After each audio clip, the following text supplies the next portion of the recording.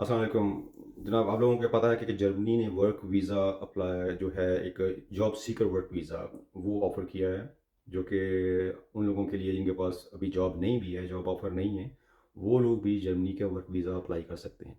उसको job seeker visa बोलते हैं, जो कि 6 मंथ्स के लिए वो आपको दिया जाता है, जिसमें आपने जाके 6 मंथ के अंदर-अंदर आपने जॉब जो है वो तलाश करनी होती है।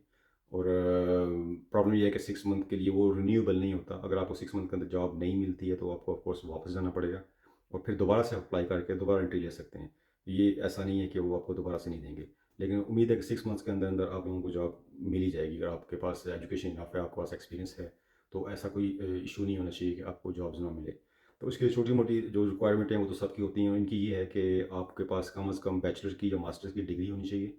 और इसके अलावा आपके पास जिस फ़ील्ड में आपने काम करना है, जिस तरह की जॉब सर्च करनी है आपने, उसमें कम से कम 5 साल का आपका एक्सपीरियंस वो जो है वो माँगते हैं, रिक्वायर करते हैं कि कम से कम 5 साल का एक्सपीरियंस होना चाहिए। अगर आप फ़र्ज़ करें आईटी में हैं, आईटी टेक्नीशियन हैं या किसी किस्म की सॉफ्टवेयर इंजीनियर हैं, या फिर आप नर्सिंग में हैं या फिर आप टीचर हैं, तो इस तरह की जितनी भी क्वालिफ़िकेशन आपके पास है, उनके पास आपका 5 इयर्स का रेलेवेंट एक्सपीरियंस है, तो आप इस के लिए एलिजिबल होते हैं। इसके अलावा इनकी वेरी सिंपल महज़ $75 इसकी फ़ीस है सिर्फ़ वीज़ा की।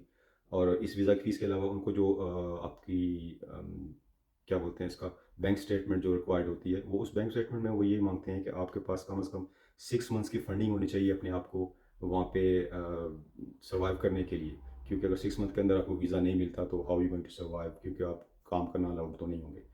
तो आपको मेरे ख़्याल में उन्होंने जो रखा हुआ है अमाउंट जो है वो 9000 700 समथिंग इस तरह के यूरो हैं, वो जो आपको चाहिए वहाँ लेके जाने के लिए 6 मंथ्स के लिए। तो वो आप अपना कन्वर्जन कर लें अपनी कंट्री के हिसाब से। ये रिक्वायरमेंट सिर्फ़ बता रहा हूँ मैं, जो नॉन ईयू कंट्री के लोग हैं उनके लिए। जो ऑफ़ कोर्स जो यूरोपियन कंट्री के लोग हैं उनके लिए रिक्वायरमेंट तो नहीं है। तो ये नॉन यूरोपियन कंट्री के लिए रिक्वायरमेंट है कि उनके पास इतना फंड्स होना चाहिए।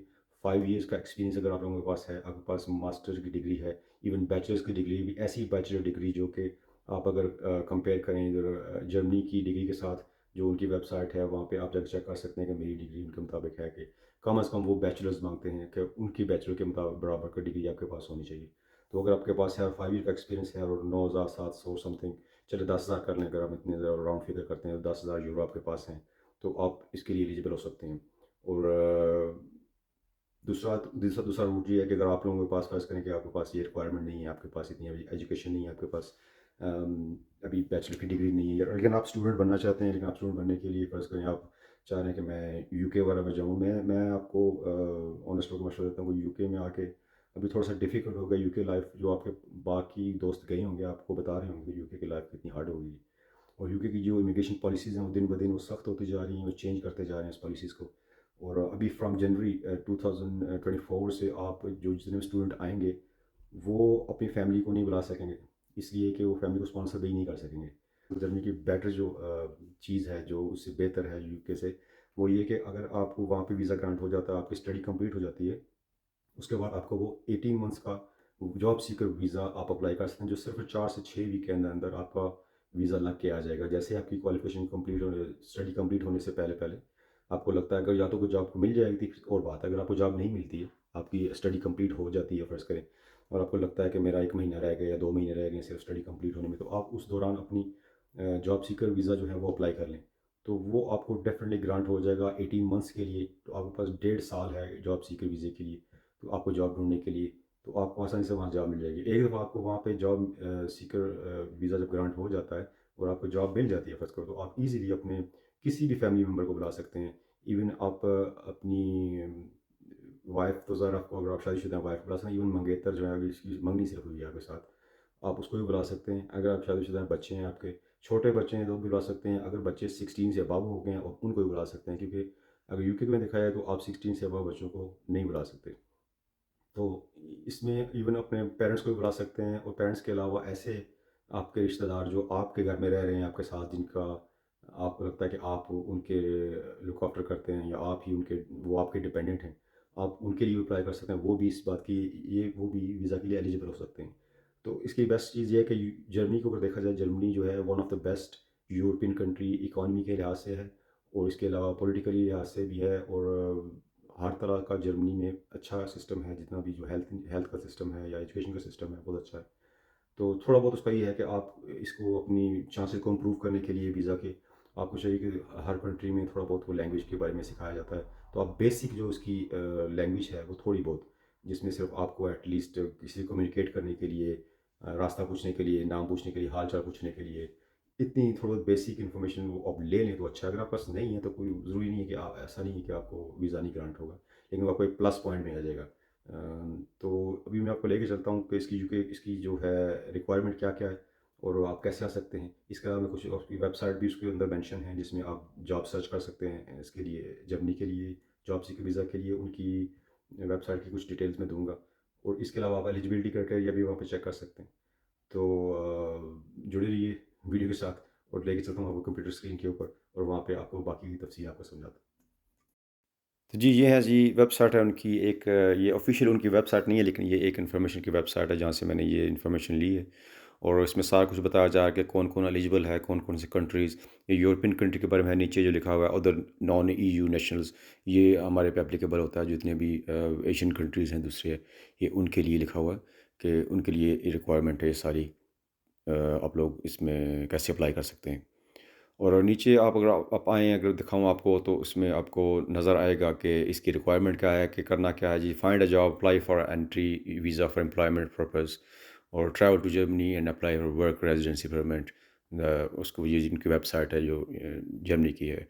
और उसका दूसरा तरीका ये लिखा हुआ है, apply for job seeker visa for Germany. जो सेकंड, वो टॉप वाला जो ऊपर वाला हिस्सा, वो उनके लिए जिनके पास जॉब है, और नीचे जिनके पास जॉब नहीं है वो उनके जॉब सीकर वीज़ा उनको अप्लाई करना है। तो इसके लिए ये नीचे इसका क्राइटेरिया, एम्प्लॉयमेंट की सारी हिस्ट्री लिखी हुई है कि इनको क्या-क्या चाहिए, आपको कितने फंड्स चाहिए, या आपको हेल्थ इंश्योरेंस चाहिए कि नहीं चाहिए, और डॉक्यूमेंट्स कौन से रिक्वायर्ड हैं, ये सब इन्फॉर्मेशन यहाँ पे है। मैं इसकी वेबसाइट, जिस वेबसाइट से मैंने ये इन्फॉर्मेशन ली है, इसकी मैं लिंक मैं यहाँ पे आपको डिस्क्रिप्शन में दूँगा। और ये जो you apply for employment visa उन लोगों के लिए है जिनके पास ऑलरेडी जॉब ऑफ़र है, जिनके किसी भाई ने, किसी दोस्त ने ऑलरेडी अरेंज कर दी है, ये उनके लिए है। और जिन लोगों के पास बिल्कुल अभी जॉब नहीं है, वो उनके लिए, उनको नीचे से जनाब ये दूसरी वाली जो है जॉब सीकर वीज़ा वाली, वो अप्लाई करनी है। तो ऐसे ही आपको सीवी चाहिए, बैंक स्टेटमेंट चाहिए, और कवर लेटर चाहिए। और इस सैलरी के बारे में बताया जा रहा है कि अप टू 9744 आपको कोई टैक्स नहीं देना पड़ेगा, और उसके बाद जो है वो 14% टैक्स है जो उससे ऊपर होता है। तो सारा कुछ ये बताया जा रहा है कि ये आप कौन-कौन बुला सकते हैं, योर स्पाउस और registered parent, your minor children including adopted children, adult adult children, ये सारे कुछ आप बुला सकते हैं।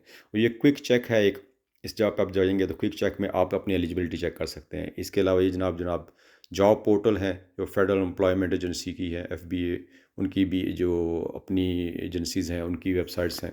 इन पे आप जब क्लिक करेंगे, इनका भी लिंक आपको दूँगा यहाँ पे जाके, तो आप इसको क्लिक करेंगे, सबसे आपको सारी इसकी जॉब की मिल जाएँगी। इसके अलावा जब आप नीचे आप और आएँगे तो आप देखेंगे कि इसके अलावा एक और है, मेक इट जर्मनीज़ जॉब लिस्टिंग्स। ये भी एक वेबसाइट है, यहाँ से भी जाकर आप लिस्टिंग चेक कर सकते हैं, वैकेंसी चेक कर सकते हैं।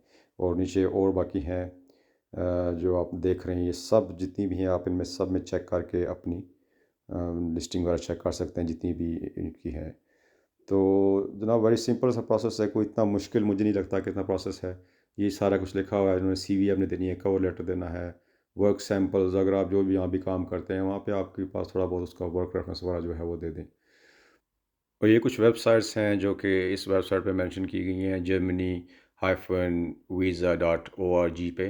तो इस पे जितनी वेबसाइट हैं इनको बारी बारी चेक करके इसमें से जॉब सर्च कर सकते हैं। इसमें काफ़ी जॉब लिस्टिंग हुई होती है। उम्मीद है आपको वीडियो अच्छी लगी होगी, और अगर पसंद आए तो शेयर और लाइक करना मत भूलिएगा। और बताइएगा नेक्स्ट वीडियो आपको कौन से टॉपिक पर चाहिए, कौन सी कंट्री की इन्फॉर्मेशन चाहिए, तो मैं कोशिश करके उस कंट्री के बारे में प्रॉपर इन्फॉर्मेशन लेके तो आपके साथ वीडियो शेयर करता हूँ। मिलते हैं नेक्स्ट वीडियो के साथ, अपना ख्याल रखिएगा। अल्लाह हाफ़िज़।